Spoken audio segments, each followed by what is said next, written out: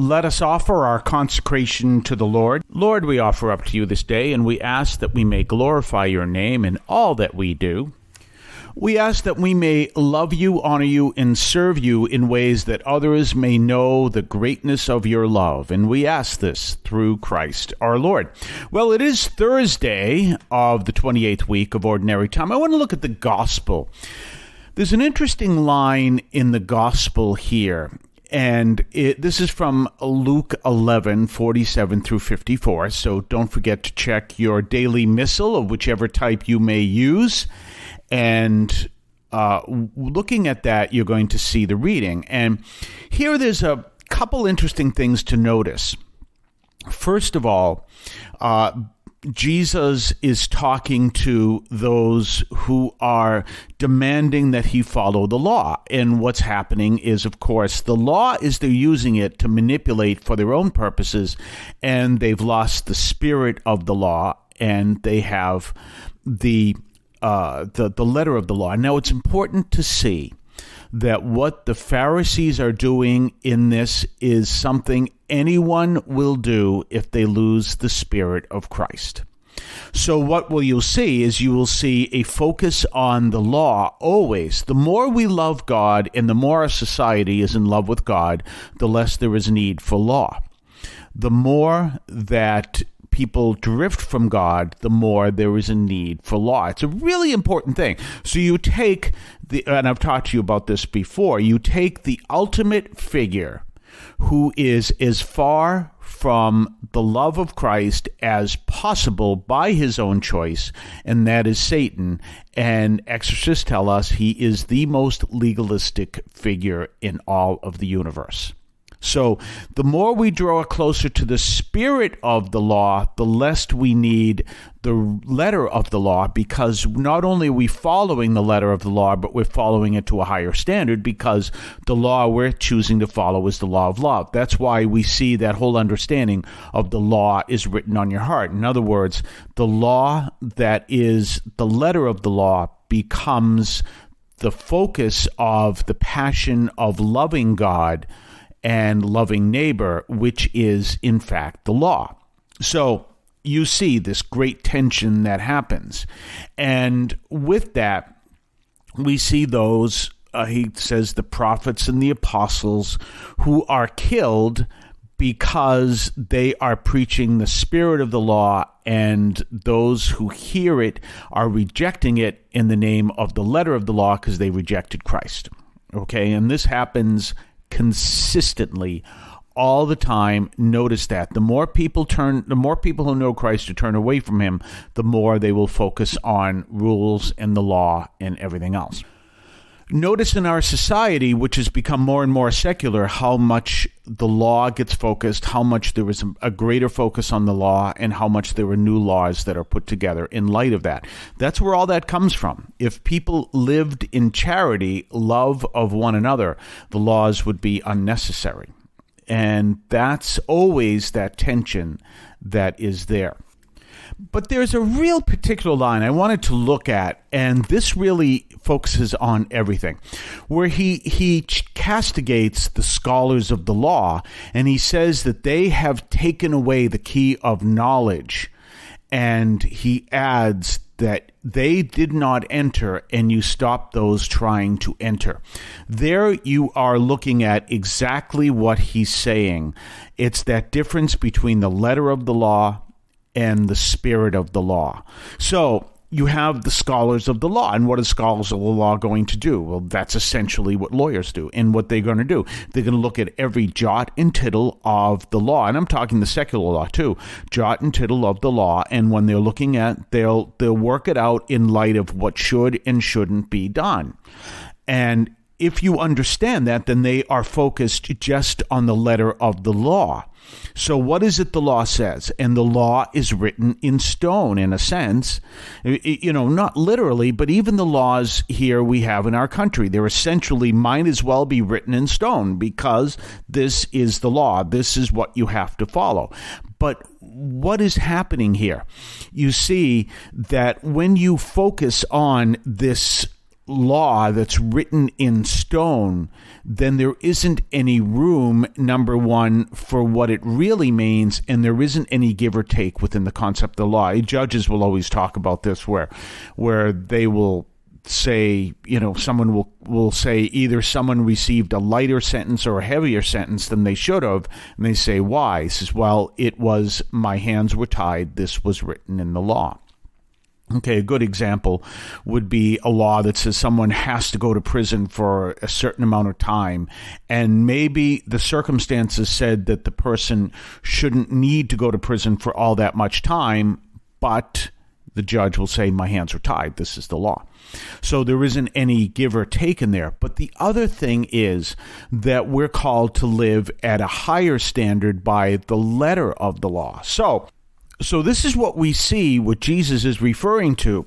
They are so focused on the letter of the law, they can't see the spirit behind it. But I want to see something also within that context that is not there, but if we read between the lines, what is it that Jesus said towards the end of the gospel? I no longer call you servants, but friends. You see, he's inviting them into that relationship that gives them a whole new set of knowledge that the people who are focused on the letter of the law and not the spirit of the law will never experience. They are servants of the law. In a sense, they are slaves to the law, but he calls his friends to a deeper level. We'll talk more on the other side of the break. You're listening to St. Anthony Overnight from St. Anthony in Alston. I want to call your attention to Catholic TV, which offers great faith-filled, family-friendly programming 24 hours a day. You can find your cable channel at www.getcatholictv.com, and you can watch online on the free apps or check out the YouTube channel. Daily Mass, Rosaries, the Divine Mercy Chaplet, and the Our Lady of Perpetual Help Novena are all available online and on demand.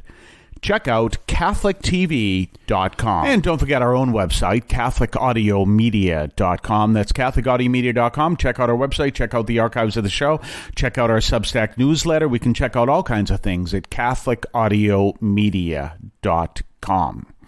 So here we are looking at this powerful message that's in Luke, and so we see this is the beginning of that change. It reminds me of a true experience that happened to me when I was in boot camp in the Navy. Of course, when you're in the Navy, from the very time that you arrive at boot camp, you are called recruit. What are you doing, recruit? Where are you going? Where are you?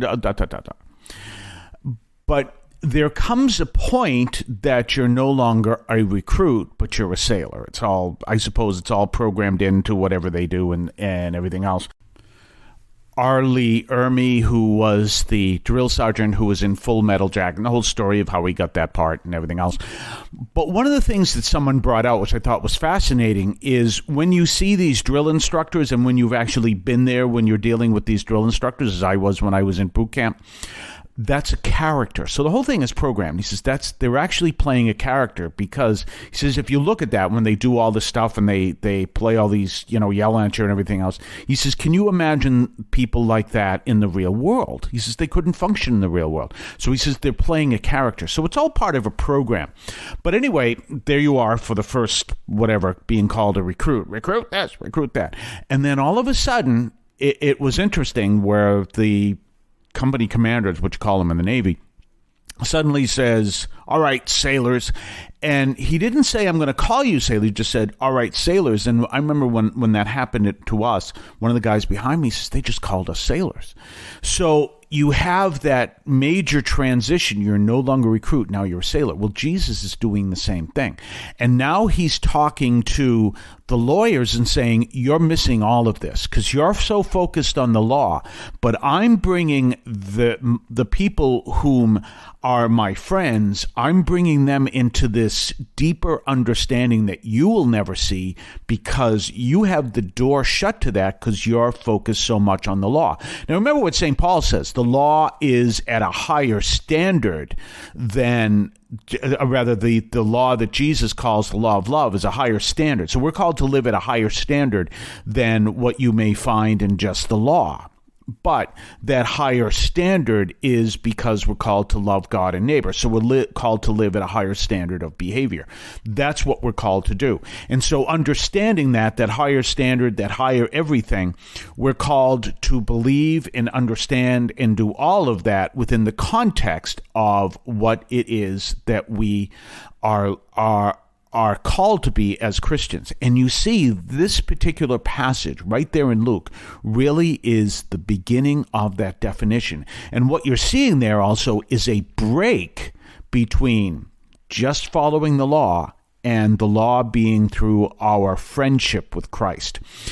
So this is a major incident, and just like in boot camp, you can pass by it very easily. You can not notice, as I didn't notice at the time, that you were just called sailors. You see that. And so later on, he says, I no longer call you servants, but I call you friends. And we know that verse, but here is where it begins, where he is saying, you don't get it. And the reason why you don't get it is because you understand the law written in stone.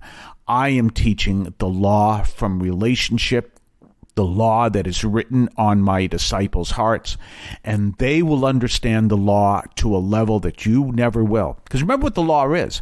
The law is the embodiment of the wisdom of God. That's really what it is. And whereas if you focus on the law written in stone, you will never, ever experience the law that the Lord is calling us to. So we understand all that within context, and we embrace that. But here is that tiny little verse that reminds us this is where it begins. We'll talk more tomorrow. Have yourself a blessed day.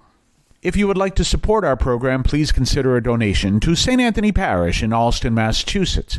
There are several ways to consider this. One is to purchase any of our merchandise, which you can find at the shopping tab at CatholicAudiomedia.com.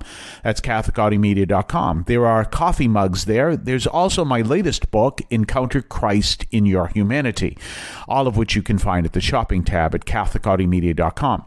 You can also donate to the show directly through either the Donate tab, also at CatholicAudiomedia.com, or by sending a donation through the U.S. Postal Service with your questions and comments at 43 Holton Street, Allston, Massachusetts, 02134. That's St. Anthony Parish, 43 Holton Street, Allston, Massachusetts, 02134. Finally, the best way you can support our parish is to attend Mass on Sundays at 10 o'clock and be a part of our parish. We thank you for any support you would like to give to St. Anthony Parish in Allston, Massachusetts, the sponsoring parish for this media outreach to Catholics and other Christians in the WROL, WEZE, and podcast listening audience. In Cristo vivimos.